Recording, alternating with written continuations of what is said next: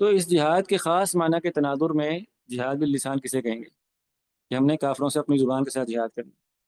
تو اس میں بہت ساری باتیں شامل ہیں۔ بطور مثال کافروں کو خوف دلانا، ان میں خوف و ہراس پیدا کرنا، یہ زبان سے ہوتا ہے نا۔ یعنی کوئی انسان اگر یہ کر سکتا ہو جیسا کہ غزوہ خندق کے موقع پر ایک صحابی نے، نعیم بن مسعود رضی اللہ عنہ نے کیا، کہ وہ کافروں کے پاس جائے، ان میں افواہیں پھیلائے، ان میں چہم گوئیاں پھیلائے اور ان میں جھوٹی خبریں پھیلا دے، تو یہ جنگ کے اندر درست ہے، جائز ہے، بلکہ ضروری ہے۔ یہ اپنی زبان کے ساتھ جہاد ہے کہ انسان اپنی زبان کو کافروں کے اندر پھوٹ ڈلوانے کے لیے، خوف و ہراس پیدا کرنے کے لیے استعمال کرے۔ اسی طرح زبان کے ساتھ جہاد میں دعا کرنا مجاہدین کے لیے اور بد دعا کرنا کافروں کے لیے بات بھی شامل ہے۔ کئی علماء نے یہ بات کی کہ دعا کرنا یہ جہاد کا حصہ ہوتا ہے۔ المیہ یہ ہے اس دور میں کہ دعا کرنے کو نا ہم نے بہت معمولی معاملہ سمجھ لیا۔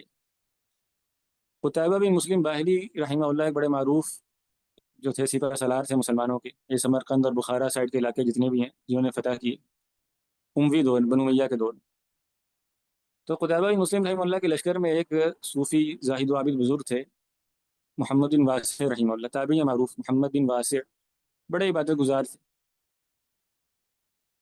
تو وہ جب قافلے نے کسی جگہ پڑاؤ ڈالا نا، تو قتیبہ نے کہا کہ ان کو ڈھونڈو کہاں پر ہیں محمد بن واسع کو۔ تو لوگوں نے ڈھونڈا تو وہ کسی جگہ پر بیٹھے اللہ اللہ کر رہے تھے، یعنی کوئی نماز پڑھ رہے تھے، دعا کر رہے تھے۔ تو قتیبہ نے کہا کہ اس بندے کا میرے لشکر میں ہونا مجھے 1000 سپاہیوں سے زیادہ محبوب۔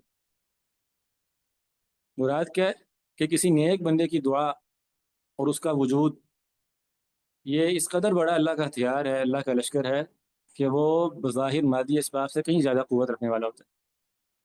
اسی لیے مسلمانوں کے جو عظیم سپہ سالاران تھے، جرنیل تھے، صلاح الدین ایوبی رحمہ اللہ، محمود غزنوی رحمہ اللہ، نور الدین زنگی رحمہ اللہ اور دیگر، اللہ ان سب کی قبروں کو منور فرمائے، ان پر رحمت نازل فرمائے، وہ ہمارے محسن۔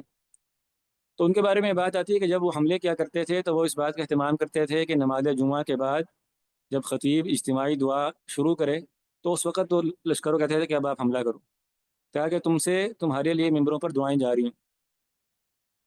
ٹھیک ہے، تو جو لوگ دعائیں کر رہے ہیں پیچھے، یہ بھی جہاد میں شریک ہیں، دعا کر رہے ہیں ان کے لیے، تو یہ بہت بڑی بات ہے۔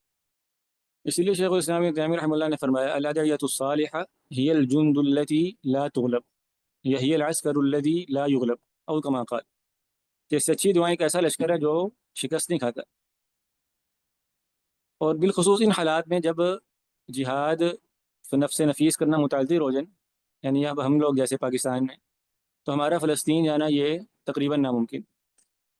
تو ان حالات میں جو جہاد میں شرکت کی ایک صورت ہے، اور یہ جو باب ہم پڑھ رہے ہیں کراہیت ترک الغزو، اس سے باہر نکل آنے کی جو ایک بہت بڑی صورت اللہ نے ہمارے لیے پیدا کی ہے، یہ اللہ تعالیٰ کی رحمت میں سے بھی ہے کہ ہم دعا تو کر سکتے ہیں کہ نہیں کر سکتے۔ تو انتہائی بے توفیقی اور بے ہدایتی لوگ ہیں وہ جو ان حالات میں دعا کرنے کو سمجھتے ہیں بزدلی ہے شاید۔ ٹھیک ہے، تو یہ عجیب بات ہے۔ اسی طرح اپنی زبانوں کے ساتھ جہاد کرنے میں یہ بات بھی شامل ہے کہ انسان کافروں کی حج کرے۔ آپ کو معلوم ہے کہ حسان بن ثابت رضی اللہ عنہ جو تھے، وہ اپنے اشعار کے ذریعے مسلمانوں کو نصرت کرتے تھے۔ هجوت محمدا فأجبت عنه وعند الله في ذاك الجزاء فإن أبي ووالده وعرضي لعرض محمد منكم وقاء۔ کیسے عظیم شان اشعار۔ تو جو بندہ شاعر ہے، کوئی ادیب ہے، کوئی خطیب ہے، جو بھی ہے، تو وہ کیا کرے، وہ کافروں کے مسائل پر ان کی مذمت کرے، الا یہ کہ جہاں پر یہ خدشہ ہو کہ وہ جواباً اللہ کو گالی دیں۔ قرآن مجید میں اس بات سے منع کیا گیا کہ کافروں کے بارے میں ان کی ایسی مذمت نہ کی جائے کہ وہ رب کو گالی دینا شروع ہو جائے۔ لیکن عام طور پہ یعنی کافروں کی توہین کرنا، مذمت کرنا، یہ بھی لسانی جہاد ہے اور اس کو بھی کمتر نہیں سمجھنا چاہیے۔